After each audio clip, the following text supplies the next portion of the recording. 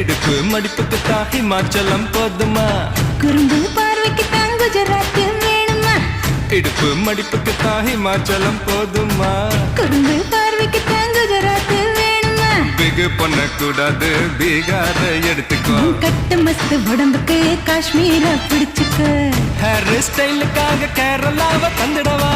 கோபப்படக்கூடாது கோவாவே வாங்கிடவா தீபாவளி போனஸா சிக்கிமையும் வச்சுக்கமா